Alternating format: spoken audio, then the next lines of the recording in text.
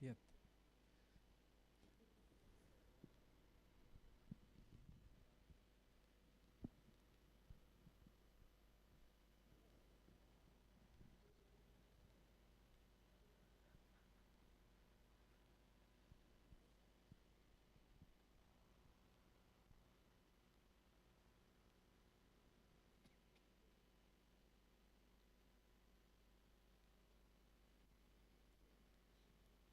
Hallo julle, Stefan is ons al aanlyn.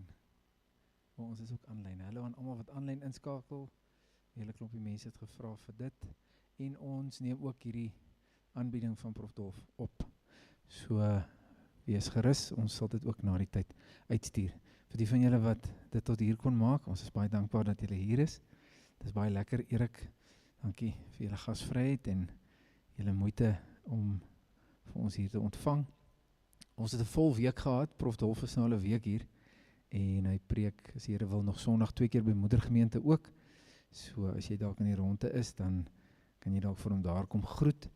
En Prof, nou vandag praat ons oor konfessionele identiteit, en ek en Prof het sommer so in die verbygang van die lig afgepraat oor die verwarring wat daar maar in baie opsigte is, rondom wat beteken konfessionele identiteit, en wat is die implikasies daarvan vir ons kerk wees. Klink na vreeslike groot woorde. Prof sal in sy kenmerkende manier helder formuleer, sodat ons baie beter verstaan. En ek glo ons sal hier uitstap met dieper insigte.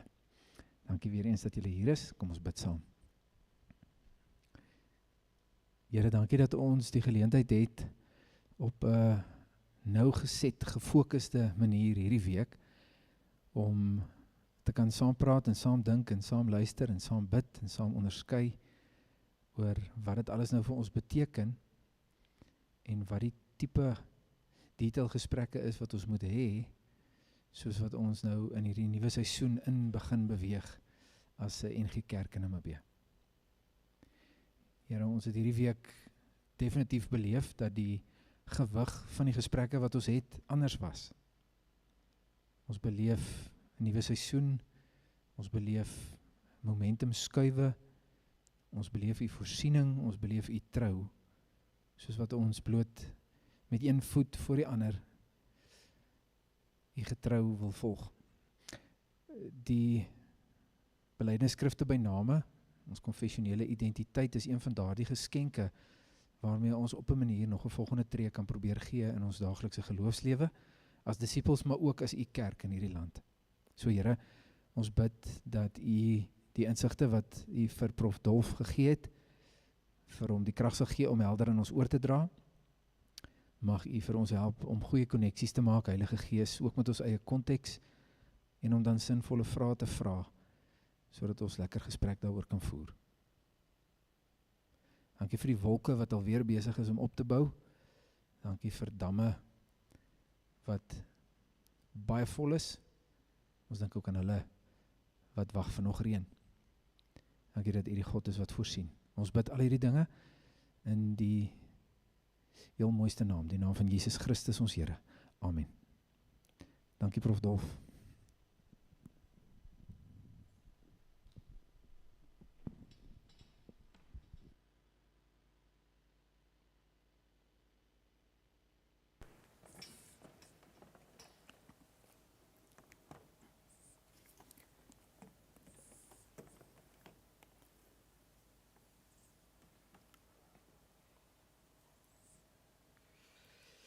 So baie dankie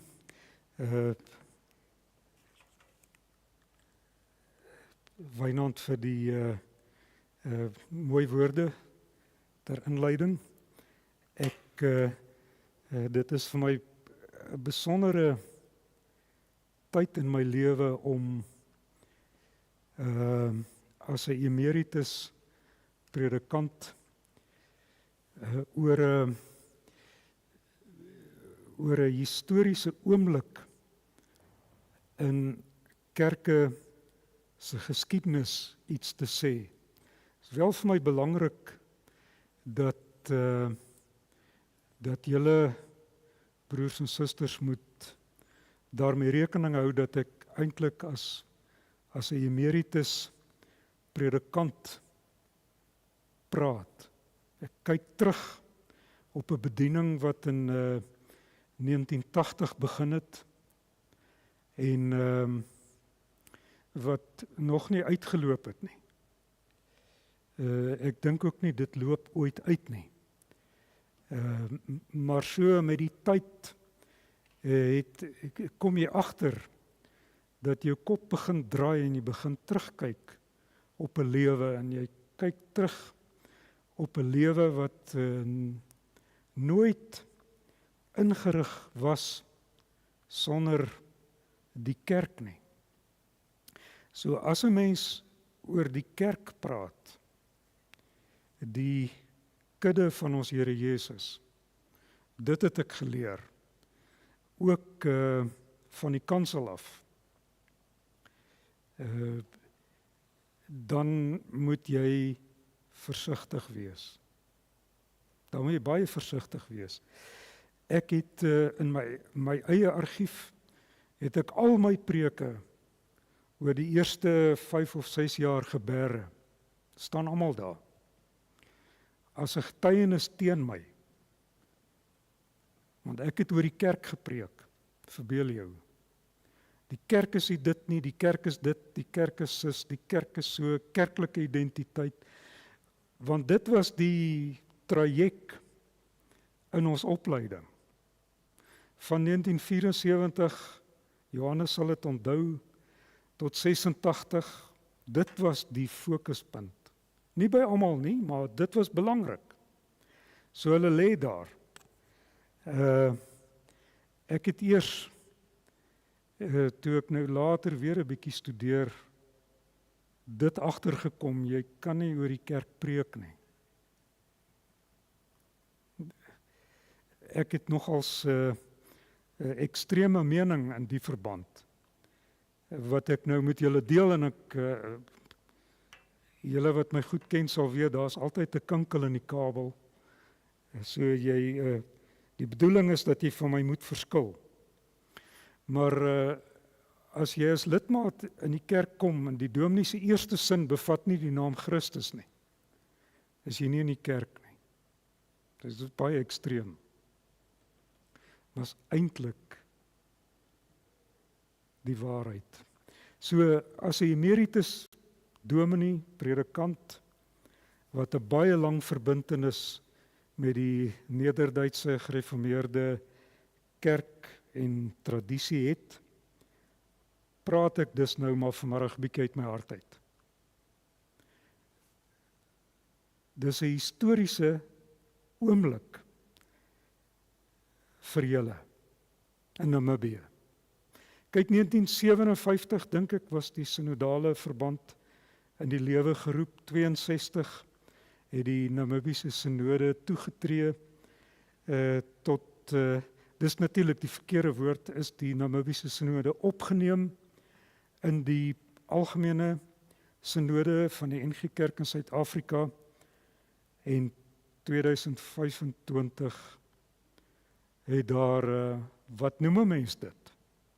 'n uittrede, kry 'n teologiese begrip daarvoor, maar dit het plaasgevind, dis histories belangrik. The bucket stopped. Dis nogals 'n krisis, nee, wat nou?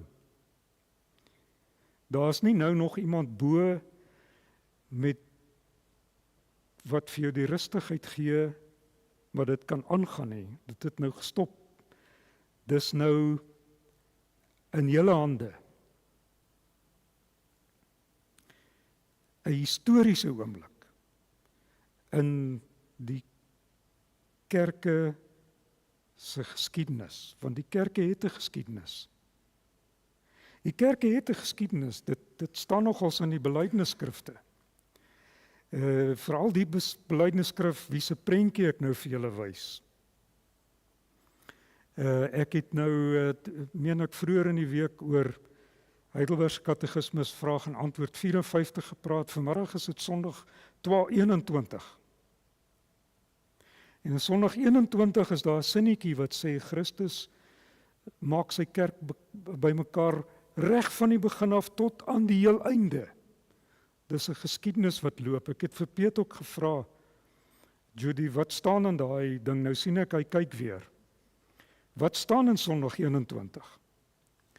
Daar's 'n stuk geskiedenis waaroor jy nie kan spring nie.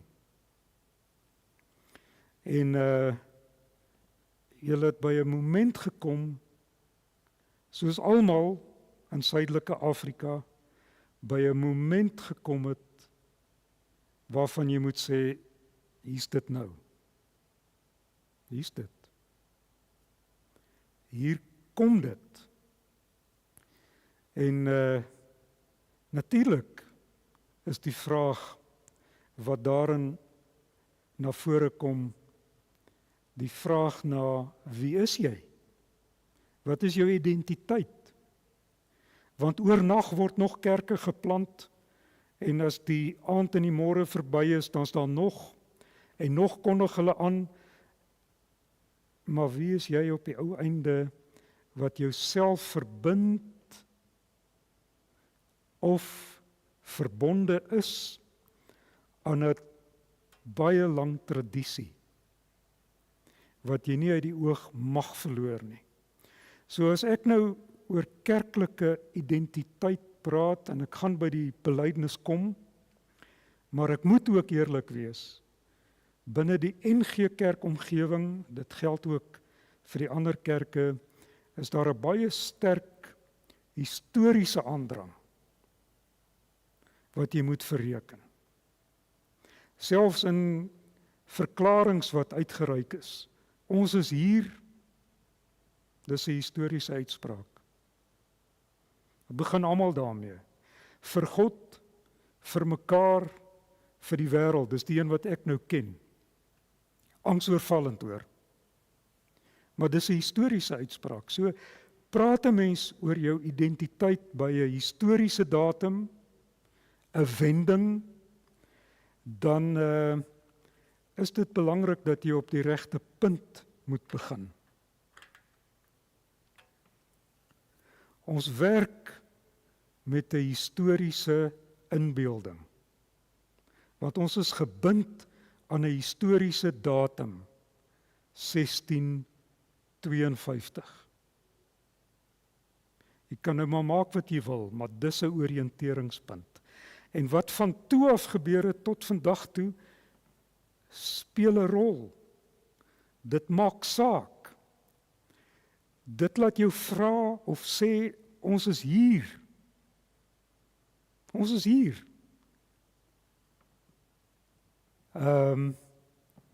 Dis bepalend vir ons kerklike identiteit. Moenie oor die historiese datum en die historisiteit van ons saamwees aan die suidelike punt van Afrika spring nie. Moet dit ook nie uitvee nie. Jy gaan dit nie regkry nie. Dit lê vas in al die dokumente wat ons aan die wêreld bedien. Ek wens ek het tyd gehad om hulle te ontleed en te sê, kyk hier, alles histories. Dit speel 'n rol. Natuurlik moet jy tot 'n vergelyk kom met jou geskiedenis.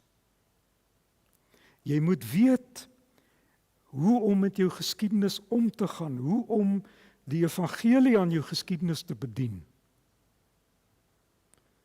Ook die evangelie van vergifnis. Veral vir ons. Omdat ons daarin onsself vasgeloop het. Ons het selfs 'n woord help skep wat die wêreld nie geken het voor 1940 nie. En wat die wêreld ook nie gaan vergeet nie, nê? Apartheid. So, vergifnis uit dit wat in die geskiedenis na jou toe kom, is vir ons belangrik. Volkome vergifnis, wanneer die hand van die dienaar die beker aan jou reik, nê? En die brood breek en dit aan jou gee, dan word die woorde van Christus herhaal, jou sondes, al jou sondes is vergewe. Sien, dan word die geskiedenis draaglik, maar dan gaan jou oë oop om ook die geskiedenis van hom wat van die begin af tot die einde sy kerk vergader en beskerm en onderhou raak te sien. Ek gaan dit illustreer en ek weet ek is baie moedswillig. Maar met moedswilligheid kom daar altyd 'n goeie punt, nê. Wat was nou die belangrikste by 'n bepaalde datum? 1838, dis reg.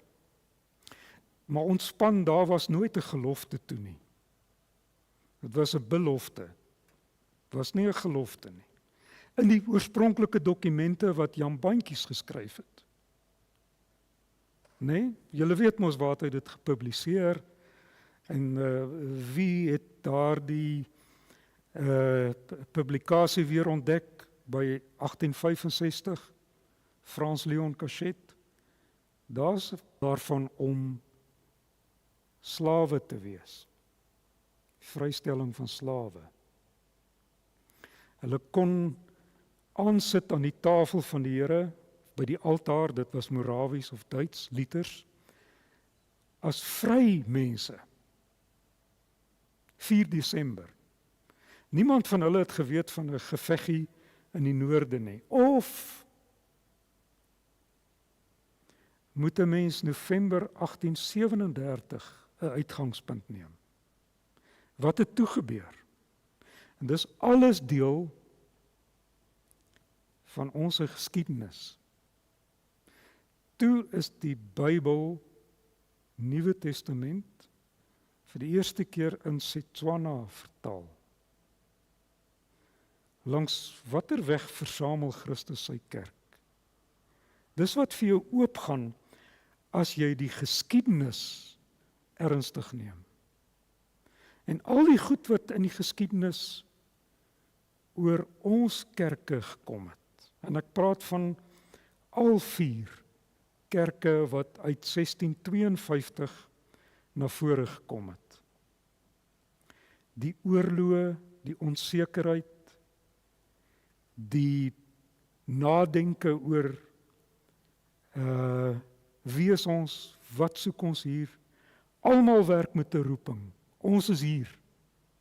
So as jy oor kerklike identiteit praat, moenie oor jou geskiedenis spring nie, maar bedien die woord aan die geskiedenis, dan gaan die geskiedenis van Christus se kerk vir jou oop. En dan word die geskiedenis 'n bondgenoot, nie 'n aanklaer nie. Ek dink met die datum wat ek nou gebruik het, dieselfde geld vir 1652, die gebed van Riebeeck. Dit is geskryf deur die Here 17. As jy die gebed mooi lees, dan is dit 'n gebed vir Van Riebeeck. Jy beter in jou spoor trap, want veral die tweede deel van die gebed, want Van Riebeeck het al 'n bietjie die kompanjie se bates gebruik vir homself, né? Daarin waarsku die gebed om dit nie weer te doen nie. En daardie goed oor die sending, ek sal net nou oor die sending dalk ook iets sê, wat daar plaasgevind het, kom nie van Riebeeck af nie. 'n mens moet dit ook nie daarin 'n staatsgebed lees wat daar nie staan nie. As jy wil weet wat gebid is, want ons weet, lees die ou psalmboeke. Die nuwe boeke het dit weg. Maar die gebede agter in die psalmboek, die van wat julle wat ouer is sal onthou, dit staan daar. Daardie gebede is aan die Kaap gebid. Dis die gebede wat vir ons die lewe van Christus en sy kerk oopmaak. 'n Tweede ding wat ons identiteit bepaal, is die teologie. Wat ons in ons land, in hierdie wêrelddeel, meegekry het. 'n Mens kan oor die teologie meer sê as ons ingewortelde vereenselwiging met 1652. Want wat is die teologie van die Nederduits gereformeerde traject in Suidelike Afrika, wat nou uiteengeloop het in kerke? Die woorde afskeiding en sulke goed is nie van toepassing nie, dit het uiteengeloop in 4 kerke, eintlik nog meer. Ek dink 'n mens sou die AGS ook daarby kon reken. Maar wat is die eiendomlike van die teologie wat ons denke bepaal? Hoe lyk dit? Wel dan, wat die NG Kerk betref, moet jy terugloop op die plekke waar die opleiding plaasgevind het. En dan kan 'n datum 1859 by jou opkom, die totstandkoming van die kweekskool. Maar wat het gebeur daarvoor? Waar is die predikante en die sendelinge en die skoolmeesters opgelei? En daarvoor, waar kom die eerste predikante vandaan? Daar kom nou 'n boek van Erik de Boer oor die eerste geslag predikante aan die Kaap, in die Kaapse gemeente op die pers. Nuwe inligting. Het julle geweet dat die eerste predikant wat ongeveer 5 maande aan die Kaap predikant was, 1665 en toe gesterf het, 'n dispuut geskryf het. Destyds was die teologiese opleiding die finale jaar van so 'n aard dat die professor vir jou 'n tema gee, jy skryf 'n dispuut en jy disputeer daaroor in die klas en op grond daarvan het jy deurgekom. Maar hy het 'n hele dispuut geskryf oor die sending onder die oorspronklike inwoners van Amerika. Want hy het geweet daarvan. En die professor het hulle blootgestel daar in sending Horenbeek. En blootgestel aan hoe word die evangelie in die ooste, in die weste aan mense verkondig wat Christus glad nie ken nie of nog nooit van hom gehoor het nie. Tevens 4 van sy klasmaats het as predikante diens gedoen aan die Kaap. Het dit inslag gevind. En by die sogenaamde hugenote en later, dit loop soos 'n goue draad. Maar dis baie ver verwyder van die konseptualisering waarmee ons vandag sit, naamlik 'n missionale kerk. Dit lyk ook anders. Die eerste sieketrooster skryf 'n brief aan onder andere die klasses in Amsterdam, want hy het ook na die kerkraad in Batavia geskryf, onder wie hulle eintlik gesorteer het. En dan beskryf hy die koina waarmee hy in aanraking kom en hoe hy onderrig gee aan kinders uit die koina en wat hy met hulle doen en sy sending teologie is gebaseer op die the Great Commission, no ways. Romeine 10, nee. Efesiërs 1. Dat God die duisternis van hulle verstand sal open met die lig van die evangelie, né? Dink nou aan ons konsep van sending. Hoe plaas dit die klem van gaan dan heen heeltemal anders. So dit het 'n rol gespeel in die teologie, maar ek dink die teologie is gevestig in ons denke toe die opleiding waargeneem is. 1859, 1869 by die Dopperkerk in Burgersdorp. Wat was die kurrikulum?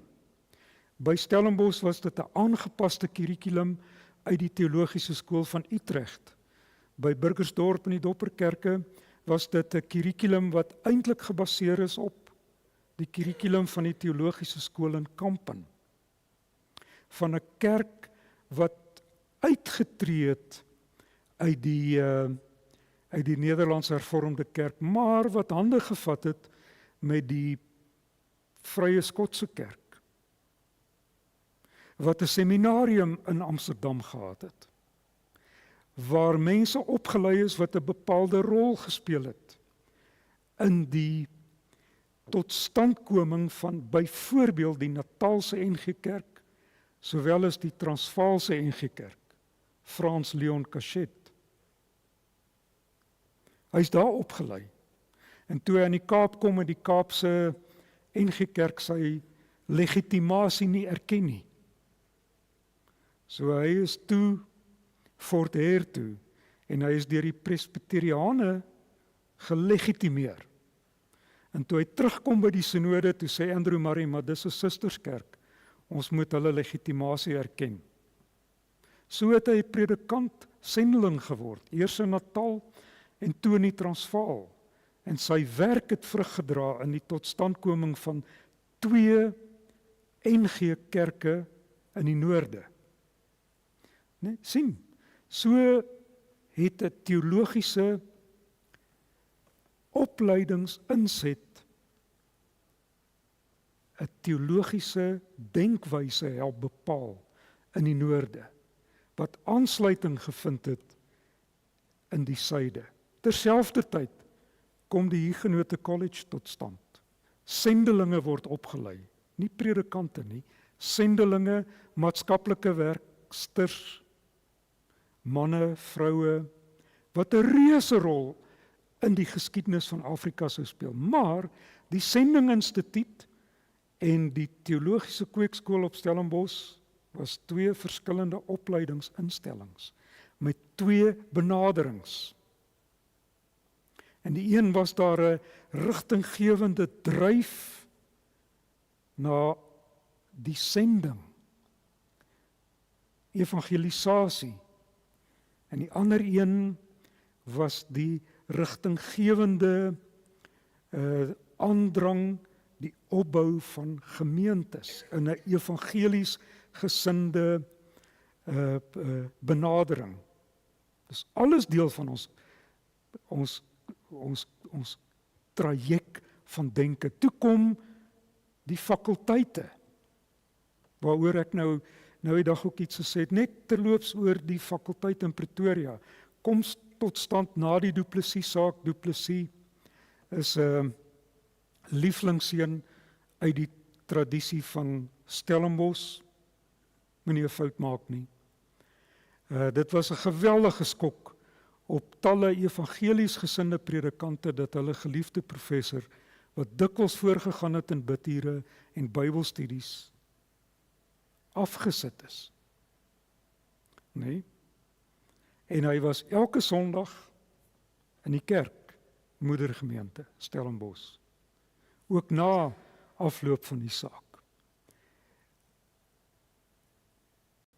Stellenbosch, Du Plessis saak, 1938, 'n fakulteit, Pretoria, afdeling B, saam met die Hervormde Kerk, teologiese opleiding, wetenskaplike opleiding, Universiteit Pretoria, 4 professore, julle ken hulle, Grywenstein, Kompeet, hoeveel keer het ek hulle in die klas behandel?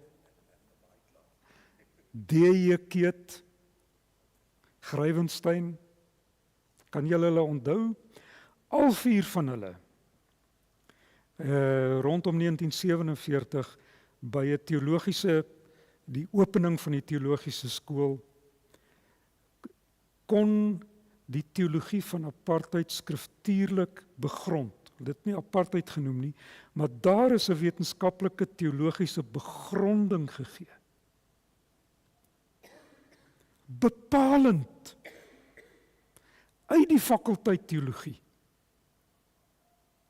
Dis waar dit gekom het is. Benny Keet op Stellenbosch, voor die synode in 1948 kom, dan wil hy daaroor praat. dan is daar 'n kerkregtelike argument wat sê, maar jy kan nie praat nie, want jy is nie afgevaardig nie. Stom geslaan is hy, is die eerste keer in sy lewe dat dit gebeur. En toe vergun hulle om sy standpunt in die kerkbode te stel. Wat hy toe pragtig geskryf het, nê? Sê dis 'n noordelike standpunt. Ons kan dit nie deel maak van ons eie synode nie. Toe was dit al deel, nê? Van die federale raad na al die streeksynodes. Sê dit kan nie. Dit gaan nie in die Bybel om die geskiedenis van volke nie, maar om die geskiedenis van Christus. Jy moet dit lees. Dan skryf hy ook daar, hierdie omgaan met die skrif, hierdie hermeneutiek, met die skrif, wat hierdie sake terugvind, uit al die tipiese tekste van Genesis, skeiding, Babel, uit een volk, maar elkeen in sy eie plek. Julle ken daardie traject van denke. Sê hy, maar daarin gaan dit om Christus en sy heil. En dan skryf hy daar, hy wil almal wat dit lees net verseker, dis 'n skrifbeskouing, hermeneutiek, wat hulle nie in Stellenbosch teëgekom het nie. Maar broers en susters, dis deel van ons gene. En moenie die fakulteit teologie in Potchefstroom uitskuif nie. Want dit word die opleiding, die kerklike opleiding in die GKSA word in 1945 amptelik deel van die fakulteit teologie. Die teologiese skool word 'n nuwe kleed omgehang. En daar was, soos Benny Keet, geweldige, dis te sterk gestel, maar bevraagtekening van hierdie nuwe rigting. By die hervormde kerk was dit maklik, dis 'n praktiese ding, daarom loop ons saam. Potchefstroom was daar vrae daaraan. Nie by Tosius nie, hy het dit ondersteun, maar hy was toe al dood. Maar verstaan julle, die goed is deel van ons. Hermeneutiek, vra daaraan. Dit hang saam met Christus wat sy kerk versamel, bymekaar hou.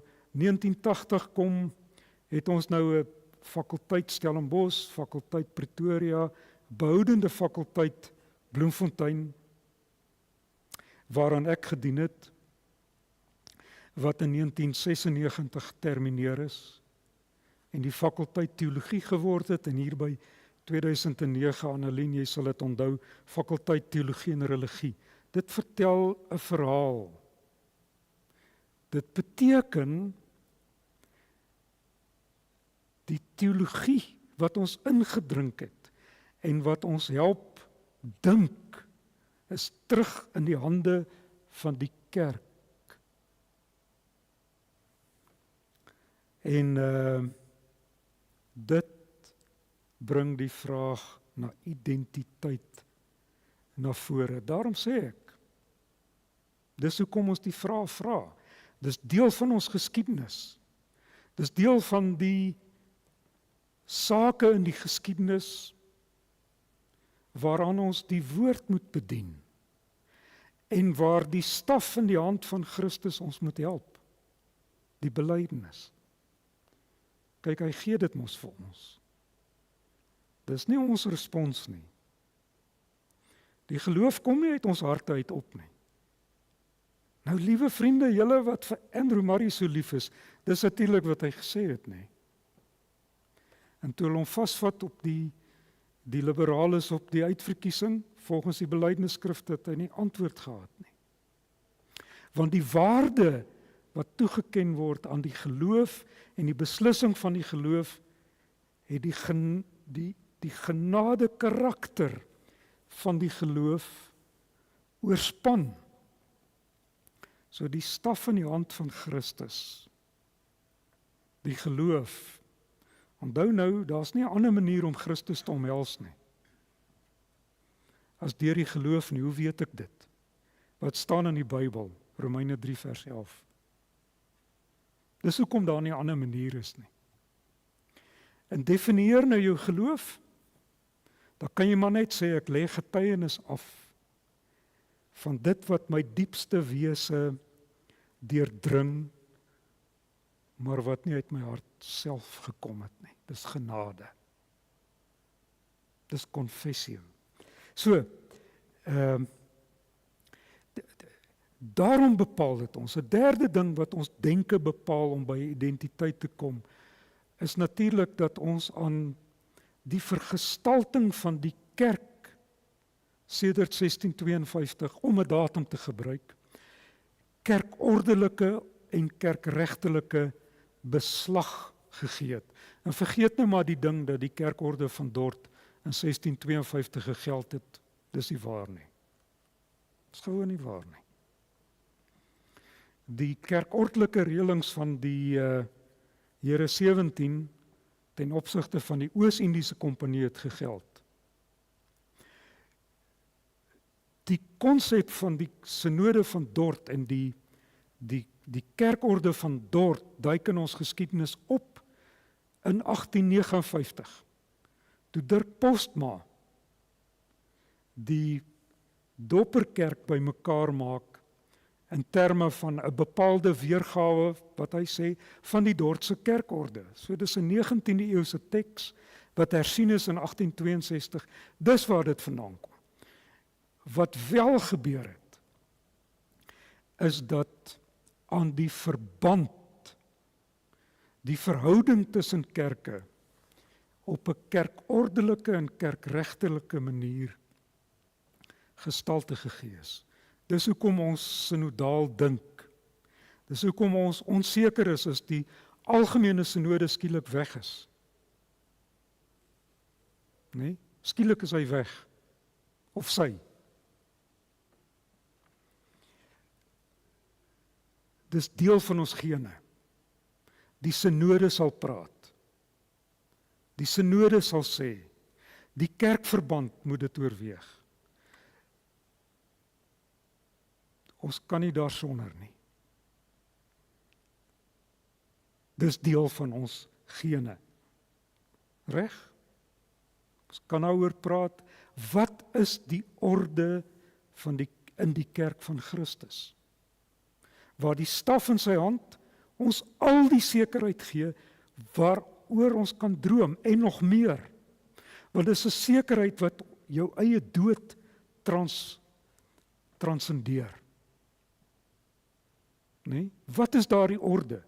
Woord, belydenis, gemeente, bediening, uit die hand van Christus. Maar iewerster, miskien in Afrika, het ons dit geskuif na 'n ander plek toe. Maar dis deel van ons gene, 'n vierde een. Ons word gedring deur 'n aanname dat ons relevantie vir die konteks betekenisvol moet wees. Betekenisvol moet wees. Wat doen ons hier? Dis een van die eerste vrae wat ek in my ouerhuis teëgekom het. Onthou, ons is hier met 'n doel. Ons is hier om die lig te bring. Ons is hier om die evangelie te verkondig, hier in hierdie donker kontinent. Die donker kontinent, dis net so 'n dwaling as om te praat oor die donker middeleeue. Wat is so donker aan hierdie kontinent? As Dr. Kapitein 'n hele dik boek in Latyn skryf teen die filosofie van Descartes. En hy is in Ghana gebore. En die datum maklik, ek het altyd studente min of meer 100 jaar toegegee. Sê maar 1750. Wat is so donker? Die probleem is, die donkerheid lê by julle, want julle kan daai boek nie lees nie. Annelien kan. Want ek het haar gedwing om Latyn te leer. Maar verstaan julle, dis konsepte wat relevantie bepaal. Ons is hier. Relevantie. Jy moet relevant preek. Ek kan onthou toe ek op kweekskool was dit 'n segswyse. En ek dink hulle het gesê, Karel Barth het dit gesê, man, as jy iets wil kwytraak met gewig, dan sê Karel Barth of Dietrich Bonhoeffer. Nee, daai goed. Hy sou gesê het, as jy nie die koerant gelees het nie, kan jy nie preek nie. Wat se nonsens is dit? Wat se nonsens is dit? Maar dis in ons in. Dis hoekom ons beslag gegee het aan 'n omvattende kulturele, politieke, en ek praat nie partypolitieke nie, ek praat in die algemeen samelewingsteologie. Wat begin het by die kindertjies wat by die simboliese Osselwaans gedoop is in 1938. En by die simboliese Osselwaans wat self ook in sommige gevalle gedoop is. Vra maar Buyersnodee se pa. Wat het hy gedoen toe die waans in Hector, jy ken dit seker, in Grafreinet aankom, hy het hulle gedoop. Weliswaar nie met water nie, dankie tog, maar met vla. Hulle het name gekry. Maar is relevant, want mense, so word dit beskryf, het tot bekering gekom, en hulle sonde bely. En een dominee het gesê, broeder, die trane loop, kom kniel en vat aan die wa se wiele, nee. Relevantie. Dis hoekom daar in ons identiteit dokumente na vore gekom het. Soos ras, volk en nasie, lees dit, 1974. Lees kerk en samelewing. Lees geloof en protes. Dis alles dokumente wat vra na relevantie. Maak dit saak, tref dit, is dit belangrik. Die belydenis van Bellaar sit ek ook in hierdie lyntjie. En daar's nog talle ander dokumente. Ons wil betekenisvol betrokke wees. Nou het ek negatiewe goed uitgewys, né? Net om bietjie te skok. Ek kan ook positiewe goed uitwerk. Hoe is armoede aangespreek? Het julle al ooit gekyk na die proefskrifte wat in Stellenbosch deur 'n eerste geslag Afrikaans sprekende studente gepubliseer is tussen 1925 en 1940? By professor Brummer oor byvoorbeeld die sosiale gewete van die Afrikaner, die arm blankes, die wat nie blankes was nie, maar die ander arm mense. Het julle dit al gelees? Dit het byvoorbeeld departemente van maatskaplike werk tot stand laat kom. Dit het 'n geweldige invloed gehad. Wat ver buite die reikwyte van die kerke getref het. Dis deel van ons wese, relevantie, kerklike identiteit loop aan die hand daarvan. 'n Laaste aspek wat ek wil uitlig, dan vat ek saam, is dat dit het alles te maak met eendrag. Eendrag. Ek praat nou nie van eenheid nie, want dis die woord wat ons gebruik in plek van eendrag. Dit gaan om een gedrag in ons konteks. Hoe ons gedra teenoor mekaar, hoe ons mekaar daarin dra, hoe ons vir mekaar daarin ruimte gee, of ruimtes, 'n woning met baie ruimtes, of 'n ruim huis, want dit moes 'n bietjie verander word, maar dit het te maak met eendrag, met ekumene. En onthou, ek bly moetswillig. Want as mense my briektrap al gesit ek onder my boom. Nee? Want ek is geïrriteer. Dit hou verband met ekumene. Een huis, maar pas op. Daar's 'n groot verskil tussen katolisiteit en ekumenisiteit. Ekumene is 'n begrip wat uit die Griekse filosofie kom. Alexander ek kan nie sê die Grote nie. Alexander die seun van Philip van Macedonië. Die vroeë Christene het van hom geweet en hom beskryf en op hom gereflekteer. Spesifiek om te sê hy is nie soos die Romeinse geskiedskrywing om tipeer as Alexander die Grote of die Eerste nie. So praat Christene nie oor die wêreldse geskiedenis nie. Want daar's klaar die een. Daar's klaar die Grote. Jy kan nie nog een daar indruk nie. Dis nogals baie interessant. Maar Alexander het die grens getrek tussen beskaafdes en barbare. Nie bedoelende nie dat die barbare onbeskaafd was nie, maar dit buite die ryk, die groot ekumeniese ryk gelê. En as jy toetree tot die ryk, dan gedra jy jou eenders, eendrag. Katolisiteit was iets anders. Dit is 'n Latynse begrip, dit kom uit die kerk uit. Oral in die wêreld kry jy die ware kerk. Daarom is die ware kerk katoliek. Een heilige katolieke kerk, een heilige algemene apostoliese kerk. Dis katolisiteit.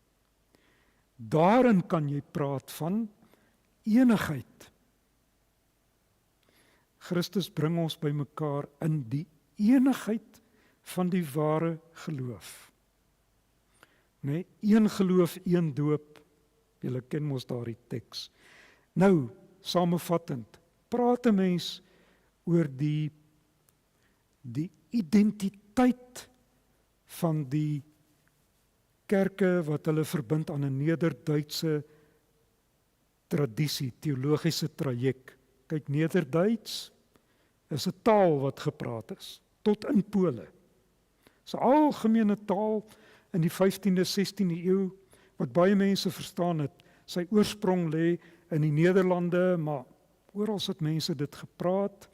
Die eerste Bybels, wat ons dink Nederlands of Hollands was in Nederduits vertaal. Die Psalmboek van Datenus was Nederduits. Dis katoliek gesing. Dit het later ontwikkel in Nederlands met die vertaling van die Statenvertaling in 1637, net terloops. Maar dis die traject wat in die naam verborge is. Hy het nou Dutch Reformed geword in 1843, wat vertaal is as Nederduits gereformeerd, maar dit lê breed. Dit lê baie breër as dit. Daardie kerke wat hier vorm gekry het aan die suidpunt van Afrika in die 17de eeu, sy identiteit, en as 'n mens dit nie helder sien nie, ook in 'n historiese oomblik van verandering, lê in 'n historiese inbeelding, 'n teologiese oriëntering, 'n kerkregtelike beslaggewing, wat alles uiteenlopend is, wortels verskillend, 'n beduidende relevantie en eendrag. Kom dit op die tafel, kom in my ervaring, dan word dit benader uit een van die 5. En dit skep onsekerheid. So op hierdie punt stop ek, Wynand, vir 'n gesprek, nadenke. Die bedoeling is dat julle nie met my moet saamstem nie. Kobus het aanlyn opgeneem het en julle kon daarna gekyk het. maar praat dit 'n bietjie oop, moenie met my saamstem nie. Dink oor die goed, aan die einde gaan ek tog, as jy nie omgee nie, 'n samevatting maak as 'n emeritus predikant. Maar daar word ek iemand wat die woord bedien aan hierdie saak. Maar goed. Dankie Stefan. Prof, ek het fyn gehoor van onder daai boom sit. Ons het daarom vroeër die week so 'n bietjie onder die kameelboom gesit saam met prof. So ek sien uit na my eie boom eendag.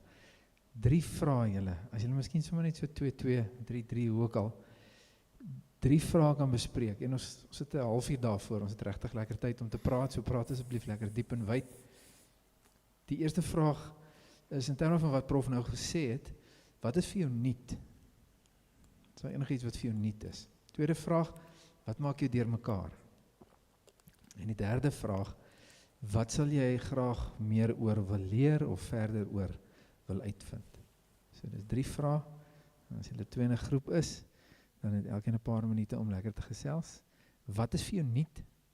Wat maak jou deurmekaar? Ons kan nou seker sê waarmee stem jy nie saam nie. En nommer 3, wat sal jy graag meer oor wil weet? As ons klaar is, dan gaan ons so 'n bietjie kans hê om tafeltennis met prof te speel met 'n vraag en antwoord sessie en dan sal prof vir ons afsluit. Kom ons gesels lekker saam.